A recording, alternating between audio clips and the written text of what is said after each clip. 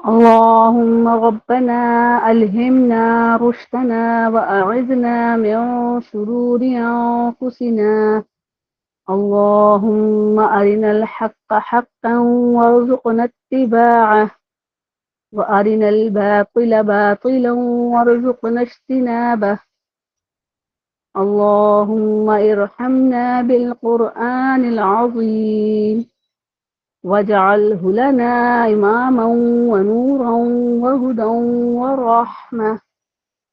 اللهم ذكرنا منه ما نسينا، وعلمنا منه ما جهلنا، وارزقنا تلاوته آناء الليل وأطراف النهار، واجعله لنا حجة يا رب العالمين. آمين.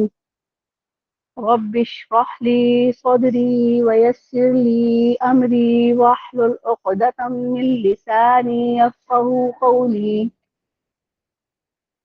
ربي زدني علما.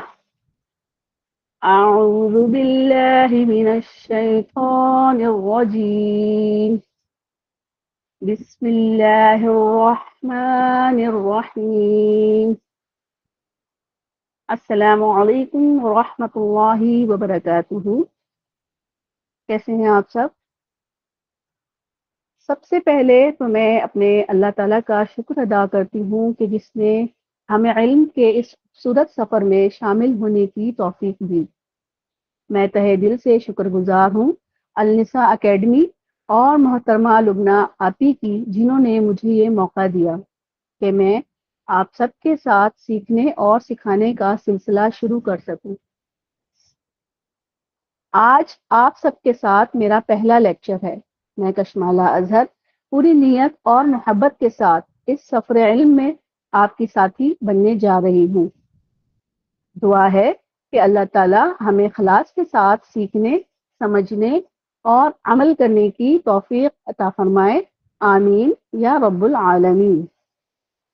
تعارف القواعد کے سلسلے میں آج ہم سکون کا قاعدہ پڑھیں گے، اور میں امید کرتی ہوں کہ پچھلے تمام پڑھے ہوئے قواعد آپ سب کو یاد ہوں گے.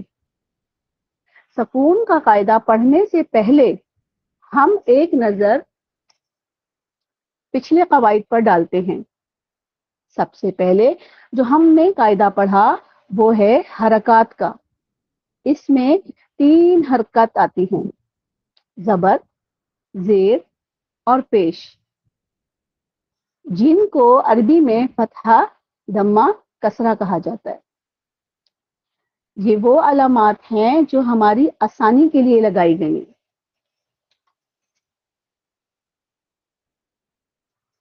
اور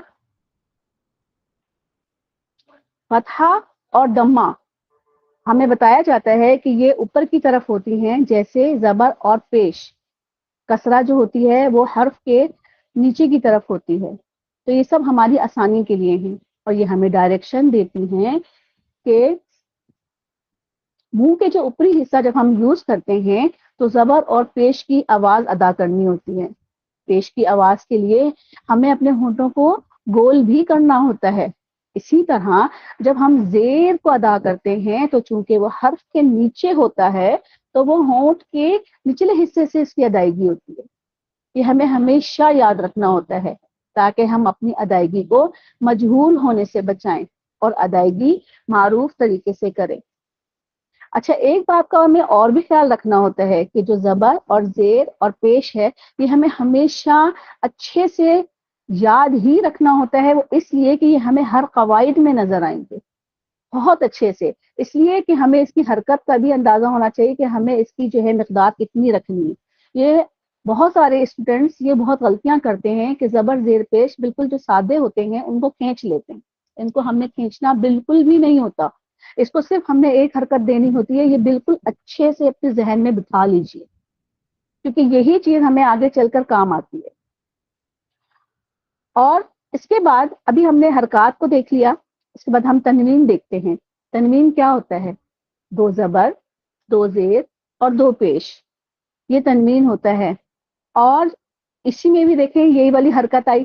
ایک حرکت جو ہے وہ اس کی ایک زبر جو ہوتا ہے وہ اس کی ایک حرکت کو ظاہر کرتا ہے اور جو دوسرا زبر ہوتا ہے وہ ہمیں نون ساکن کو ظاہر کرتا ہے, نون ساکن کی علامت کا ہوتا ہے. جس طرح سے اگر ہم پڑھتے ہیں با دو زبر بن تو نون کی ساؤنڈ آخر میں آ رہی ہے, تو با کے اوپر جو انہوں نے ایک زبر ہے اس کی حرکت کو بھی ظاہر کر دیا اور نون کو بھی ظاہر کر دیا. تو اس طرح سے ہمیں یہ بالکل ذہن میں بٹھا لینا ہے کہ زبر زیر پیش اس کی حرکت ہمیں کھینچنی نہیں ہوتی, وہ ہمیشہ ایک حرکت پڑھی, ایک حرکت ہم نے دینی ہوتی ہے. اور تنوین میں جو دو زبر آتے ہیں ان میں وہ جو ہوتا ہے ایک زبر وہ اس کی حرکت کو ظاہر کرتا ہے اور دوسرا زبر نون ساکن کو ظاہر کرتا ہے. مثال کے طور پہ بن بن بن, تو نون ہمیں ظاہر ہو رہا ہے اور ہمیں کتنی دیر ظاہر کرنا ہے اس کو, یہ بھی ہمارے ذہن میں ہونا چاہیے. زیادہ زبر زیر پیش کو تو ہم نے ایک حرکت دے دی, لیکن اب ہم نے کتنی دیر اس کو ظاہر کرنا ہے, کتنی دیر ہم نے اس کو جو ہے نا کھینچنا ہے یا رکھنا ہے ناک کے واسطے میں, اس کو ہم نے ایک الف کے مقدار. اب اس کو بھی بہت اچھے سے آپ لوگوں نے ذہن میں بٹھا لینا ہے کہ ایک الف کتنا ہوتا ہے, یعنی دو حرکت ڈبل کر دینی ہے ہم نے. حرکت کو ہم نے ایک حرکت دینی ہے سادہ زبر زیر پیش کو, اور تنوین کو ہم نے دو حرکت دینی ہے. یہاں تک کلیئر ہو گیا ہوگا امید کرتی ہوں. اچھا, اس کے بعد ہم دیکھتے ہیں کھڑی حرکات کو اور حروف مدہ کو. ان کو بھی ہم نے, ان کو دیکھنے میں یہ الگ الگ ہیں بالکل, کیونکہ جب کھڑی حرکات ہوتی ہیں تو کھڑا زبر, کھڑی زیر اور الٹا پیش. اور حروف مدہ میں بھی تین حروف ہوتے ہیں, الف, واو ساکن اور یا ساکن. یہ دونوں پڑھنے میں سیم ہیں, ان کو دونوں کو ہم نے کھینچنا ہوتا ہے. اب ہم نے سادہ حرکت کو دیکھا, اس کو ہم نے نہیں کھینچنا, لیکن ان کو ہم نے کھینچنا ہے. کتنا کھینچنا ہے, ان کو بھی ہم نے ایک الف کی مقدار یعنی دو حرکت کھینچنا ہے. یہ دیکھنے میں بالکل الگ الگ لگ رہے ہوں گے کہ با کے اوپر ہم نے صرف کھڑا زبر دیکھ لیا, تو ہم نے پڑھنا کیسے ہے, با کھڑا زبر با, اور اگر ہم نے سادہ زبر پڑھا تو با زبر با, بس اتنا ظاہر کرنا ہے. تو یہ ڈفرنس آپ کو سمجھ آ گیا ہوگا. با کھڑی زیر بی, تو ہم نے اس کو کھینچا ایک الف کی مقدار, یعنی ہم نے جو با زبر با پڑھا اس کی ہم نے ڈبل کر دیا. اسی طرح الف مدہ جو ہوتا ہے وہ کھڑا زبر کے برابر ہوتا ہے, اور جو الٹا پیش ہوتا ہے وہ واو ساکن اور واو مدہ کے برابر ہوتا ہے, اور کھڑی زیر جو ہے وہ یا ساکن کے برابر ہوتا ہے. یعنی یہ دونوں سیم ہی ہے پڑھنے میں, بالکل کھینچنا بھی ہم نے سیم ہی ہے ان کو, لیکن صرف دکھنے میں فرق ہے ان کا الگ الگ.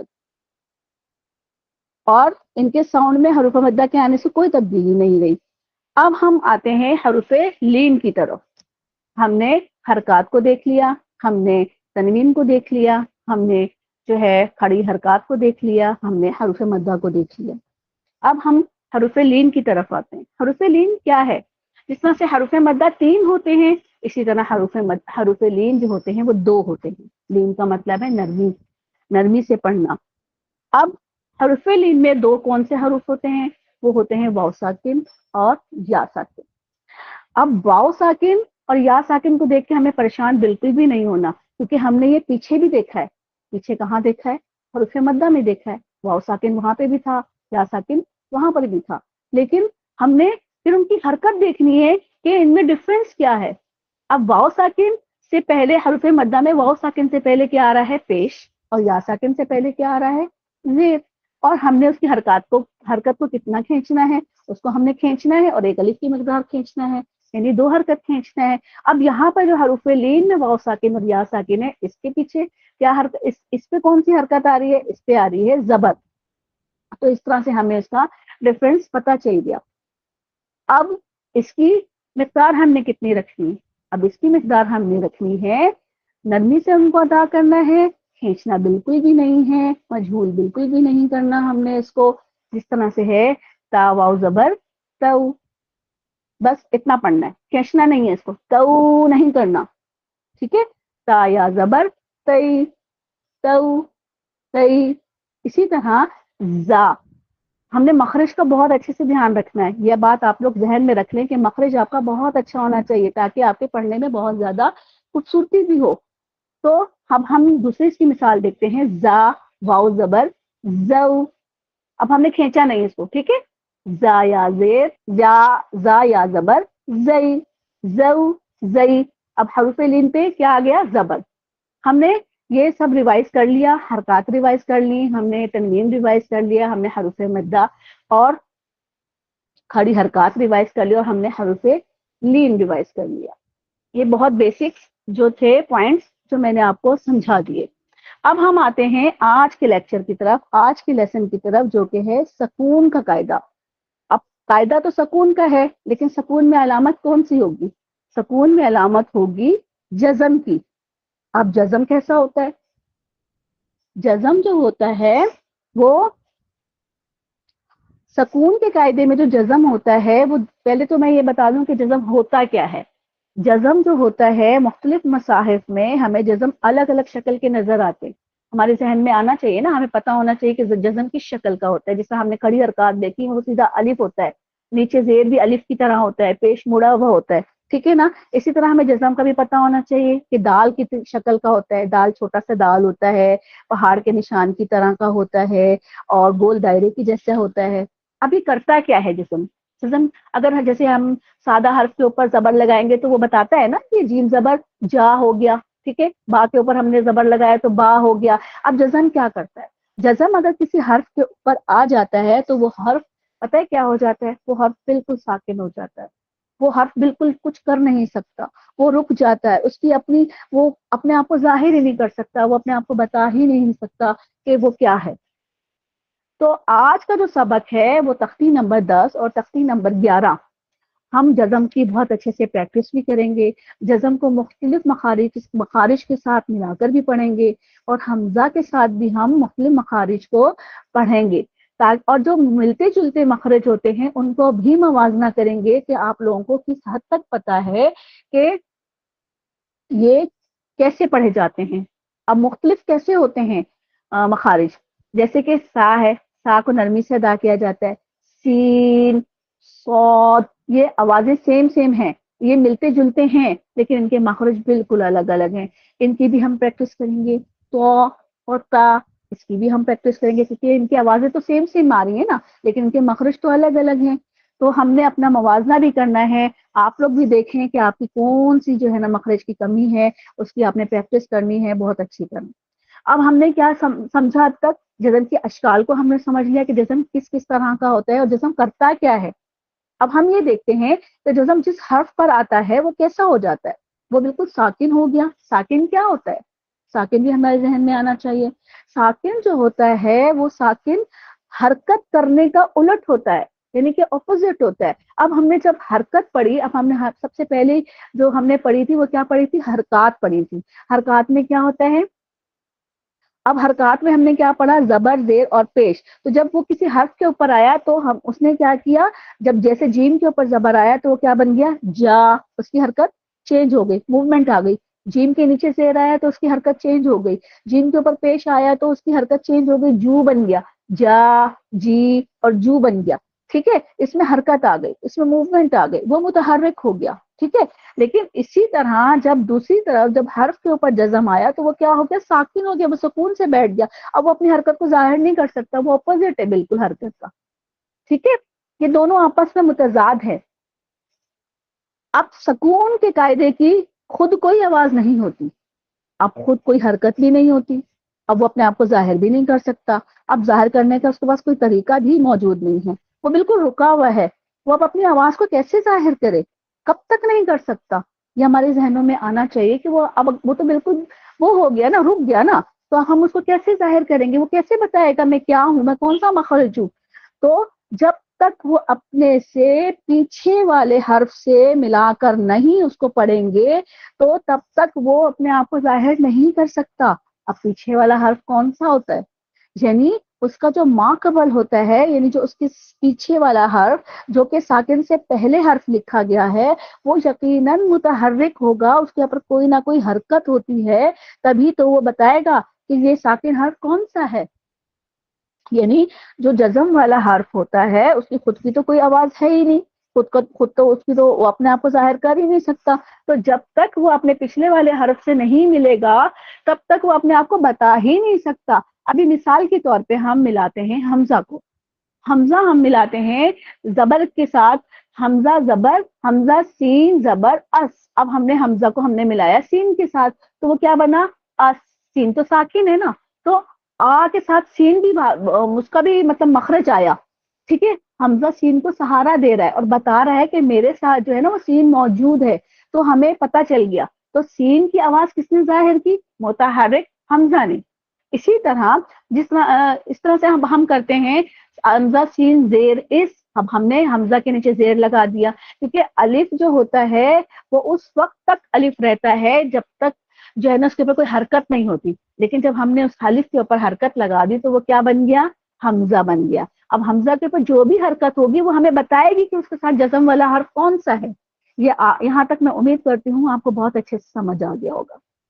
اچھا، بعض دفعہ ایسا ہوتا ہے کہ متحرک حرف جو ہوتا ہے اور جو جزم والا حرف ہوتا ہے اس کے بیچ میں الف بھی آ جاتا ہے، وہ خالی ہوتا ہے، اس کے اوپر کوئی حرکت نہیں ہوتی، لیکن ہم نے اس کو اگنور کر دینا، اس کے پیچھے والی حرکت دیکھنی ہے، ٹھیک ہے، اس متحرک کو ہی ہم نے جب تک ہم نے اس سے نہیں ملائیں گے جزم والے حرف سے، ہمیں پتہ ہی نہیں چلے گا کہ اس میں کیا ہے۔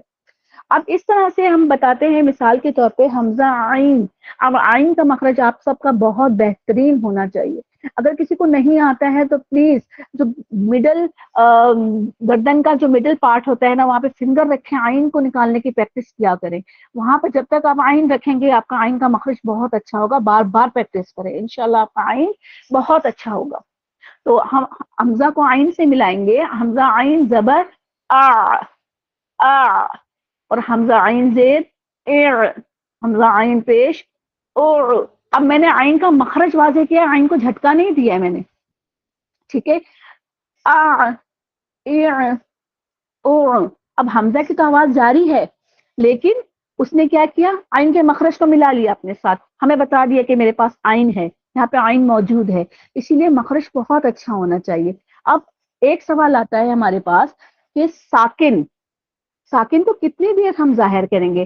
اب یہ سوال آپ کے ذہن میں بالکل آنا چاہیے، کیونکہ ہم نے بہت اچھے سے پڑھا کہ حرکت کو، جو ہم حرکات پڑھتے ہیں زبر زیر پیش، ہم نے اس کو کتنا پڑھا؟ ایک حرکت، یہ آپ نے بہت اچھے سے اپنے ذہن میں رکھ لینا ہے، کبھی بھی آپ لوگوں نے اس کو کھینچنا نہیں ہے، کیونکہ بہت سارے اسٹوڈنٹ بہت کھینچتے ہیں اس کو، بالکل نہیں کھینچنا، ٹھیک ہے۔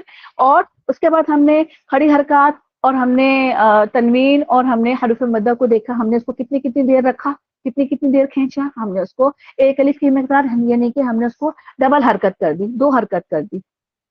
اسی طرح جب ہم تنوین میں غنہ کرتے ہیں تو وہ بھی ہم کتنا کرتے ہیں؟ ایک الف کی مقدار یعنی دو حرکت، ٹھیک ہے، اتنا ہم نے اس کو رکھنا ہوتا ہے۔ تو اب ہم نے ساکن کو کتنا ظاہر کرنا ہے یہ اب ہمارے ذہن میں ہونا چاہیے کہ ساکن کو کتنا کرنا ہے۔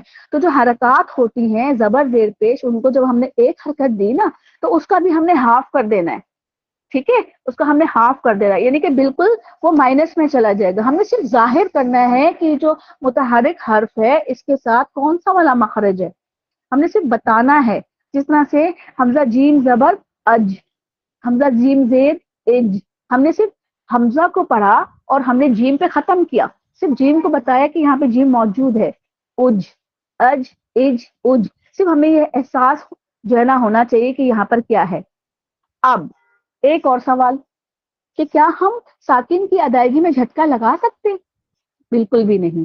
دیکھیں جس طرح سے ہم نے حروف لین پڑھا تو حروف لین کو ہم نے کس طرح سے پڑھا؟ نرمی سے ادا کیا، ہم نے حروف لین کو کھینچا نہیں، اور جس طرح سے ہم نے حروف مدہ اور کھڑی حرکات کو کھینچ کے پڑھا، تو ہر ایک کی اپنی اپنی ریکوائرمنٹ ہے، تو اسی طرح ہم نے اس ساکن کو جھٹکا بالکل بھی نہیں دینا، ٹھیک ہے۔ جیسے جھٹکا کس پر دیا جائے گا؟ جھٹکا صرف اور صرف ہم نے حمزہ ساکن کو دینا ہے، حمزہ ساکن، یہ آپ نوٹ ڈاؤن کر لیجئے کہ صرف ہم نے حمزہ ساکن کو ہی جھٹکا دینا ہے، اس کے علاوہ ہم نے کسی کو بھی جھٹکا نہیں دینا۔ عین اور ہا، اس کو تو بالکل بھی جھٹکا نہیں دینا، ہم نے صرف عین کا مخرج بتانا ہے، ہا کا مخرج بتانا ہے، جس طرح سے حمزہ ہا زبر اہ، اہ، اوہ، ہم نے صرف بتانا ہے، جھٹکا کسی کو بھی نہیں دینا سوائے حمزہ ساکن کے۔ جیسے یہ میں نے آپ کو بتا دیا کہ خالی الف ہوتا ہے تو وہ الف ہی ہوتا ہے، لیکن جب اس پہ کوئی حرکت آ جاتی ہے، زبر زیر پیش یا ساکن آ جاتا ہے تو وہ حمزہ ہو جاتا ہے، تو جب حمزہ ساکن کہیں پہ بھی آپ کو نظر آئے گا تو آپ نے لازمی لازمی اس کو ہم نے جھٹکا دینا ہے، جس طرح سے حمزہ، حمزہ زبر آ، اب میں نے آ جب کیا تو اس کی آواز پلٹ کے میرے پاس آ رہی ہے، جھٹکا لگ رہا ہے، ای، او، اسی طرح اگر ہم تا کو حمزہ سے ملاتے ہیں، حمزہ ساکن سے ملاتے ہیں تو تا، تا حمزہ زبر تا، تے، تو یہ ہم جھٹکے دے رہے ہیں. ٹھیک ہے، آج کا لیکچر بس یہیں تک تھا. آج کے میں پوائنٹس آپ کو بتا دیتی ہوں، نوٹ ڈاؤن کر لیجئے کہ آج کے پوائنٹس کیا تھے. ہم نے سکون کا قاعدہ پڑھا، اس کی علامت کیا ہوتی ہے. اس کی علامت ہوتی ہے جزم. ٹھیک ہے، اور سکون کا مطلب کیا ہوتا ہے؟ سکون کا مطلب ہوتا ہے حرکت کا نہ ہونا. جس حرف کے اوپر جزم کی علامت ہوتی ہے اس کی اپنی کوئی بھی حرکت نہیں ہوتی جب تک کہ وہ اپنے ماقبل یعنی پیچھے والے متحرک حرف سے مل کر نہ پڑھا جائے. ساکن کو ہم نے کتنی دیر ظاہر کرنا ہے؟ جتنی دیر ہم نے حرکات کو پڑھا اس کا آدھا یعنی مائنس میں. ساکن کو ہم نے کھینچنا بالکل بھی نہیں ہوتا. متحرک حرکت حرف کو ہم نے اس کی حرکت جاری رکھتے ہوئے صرف مخرج کو ہم نے پکڑنا ہوتا ہے، ٹچ کرنا ہوتا ہے، بتانا ہوتا ہے کہ ہمارے ساتھ متحرک حرف کے ساتھ کون سا والا ساکن حرف موجود ہے، کون سا والا مخرج موجود ہے. اور حمزہ ساکن ہمیشہ جو ہے، یہ والا پوائنٹ نوٹ کر لیجئے کہ ہمیشہ جو ہے وہ جھٹکا لگا کر ہی پڑھا جاتا ہے. اور نمبر 4 پوائنٹ آپ اس کا نوٹ کیجئے کہ عین اور ہا کو ہم نے، ہا ساکن کو ہم نے جھٹکا لگانے سے روکنا ہے، بچانا ہے. آہ، اہ، اوہ. ٹھیک ہے، امید کرتی ہوں آج کا لیکچر آپ لوگوں کو بہت اچھے سے سمجھ آیا ہوگا. اور ہم سکون کی جو ہے پریکٹس بھی کرتے ہیں. جو اس کی مشق ہے وہ ہے اب، اب، اب، حمزہ تا زبر ات، ات، ات، حمزہ تا زبر اس، اس، اس، حمزہ جیم زبر اج، اج، اج، اح، اح، اح، اخ، اخ، اخ، اد، اد، اد، از، از، از. اچھا، اس کی جو دوسری والی تختی ہے وہ بھی دکھا دیں. اس میں آ جاتے ہیں ہم ہا با زبر حب. اب با ساکن ہے، حب لن، حبل. اب ایک چیز اور میں آپ لوگوں کو سمجھا دوں کہ آپ لوگوں نے جب بھی لیسن سنانا ہے تو اس طرح سے جلدی جلدی سے لیسن نہیں سنانا ہے. اب میں حب لن پڑھ رہی ہوں تو اس کا وقف بھی آپ نے لازمی بتانا ہے. آپ لوگ بہت مسٹیکس کرتے ہیں. حب لن، حبل. ہا، سین پیش خس، را، دو زیر رن. اب را کو بولتے ہوئے میں نے را کو موٹا بولا، لیکن جب را کے نیچے دو زیر آ گئی تو ہم نے را کو باریک پڑھنا ہے. خسرن، خسر. خلقن، خلقا. سبحن، سبحا.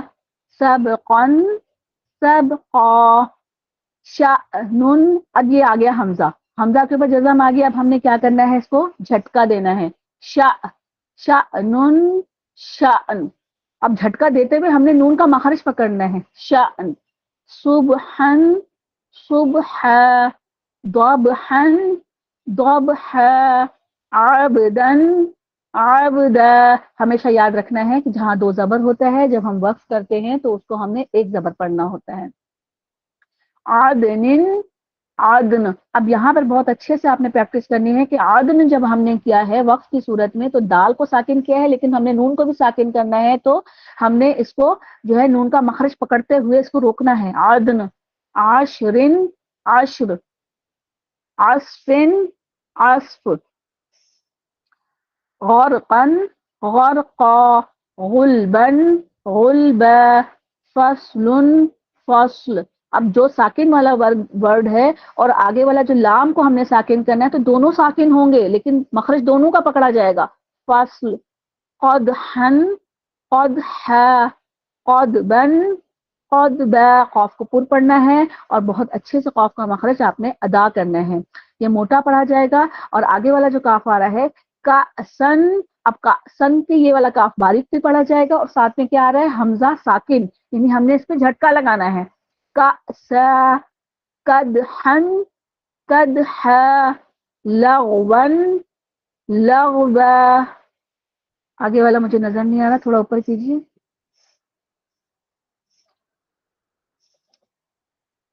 مسکن، مسک. نخلن، نخلا. لا کو ہم نے موٹا پڑھنا ہے. ٹھیک ہے، خا کا مخرج بہت پیارا ہونا چاہیے آپ کا. نشطن، طوا. تو کا مخرج بھی آپ کا بہت پیارا، تمام اسٹوڈینٹس مخرج کی بہت اچھے سے پریکٹس کرنی ہے. نشطن، نشطا، نفسن، نفس، نقعن، نقع، یسرن، یسرا، ابقا. اب قا کے اوپر کھڑا زبر ہے. اب ہم نے قا کو کیا کرنا ہے، بالکل اسی طرح ہی پڑھا جائے گا. اب قا، اس کا وقت بھی یہی ہوگا. تارضا، اس کا وقت کیا ہوگا، تارضا. تنسا، سین کے اوپر کھڑا زبر ہے تو ہم نے اس کو اسی طرح ہی وقف کرنا ہے. تنسا. اس کے بعد ہے یتلو، یتلو. اب لو کو ہم نے کھینچتے ہوئے، 3 الف کی مقدار کھینچتے ہوئے اس کا وقف کرنا ہے. 2 پچھلی مجھے ورڈ نظر نہیں آ رہے ہیں. یدعو، اوپر کیجیے. یدعو، تو ہم نے کیا کرنا ہے، یدعو کو ہم نے کھینچتے ہوئے ہی روکنا ہے. اچھا، او جو ہم نے پڑھا ہے یہ حروف مدہ میں سے ہے. تو جب ہم نے ابھی پڑھا کہ حروف مدہ کو ہم نے 1 الف کی مقدار کھینچ کے پڑھنا ہوتا ہے، لیکن جب ہم اس کا وقف کرتے ہیں نا تو ہم اس کو 3 الف کی مقدار کھینچتے ہوئے روکتے ہیں. یدعو، تجری، یہ بھی حروف مدہ میں سے یہ آیا ہے تو ہم نے اس کو کھینچتے ہوئے اس کو روکنا ہے، 3 الف کی مقدار. تجری. باقی ہم کلاس میں پریکٹس کرتے ہیں. جزاکم اللہ خیرا کثیرا. دعا پڑھ لیتے ہیں. سبحانک اللہم و بحمدک، اشہد ان لا الہ الا انت، استغفرک و اتوب الیک. امید کرتی ہوں آپ لوگوں کو بہت اچھے سے سمجھ آیا ہوگا.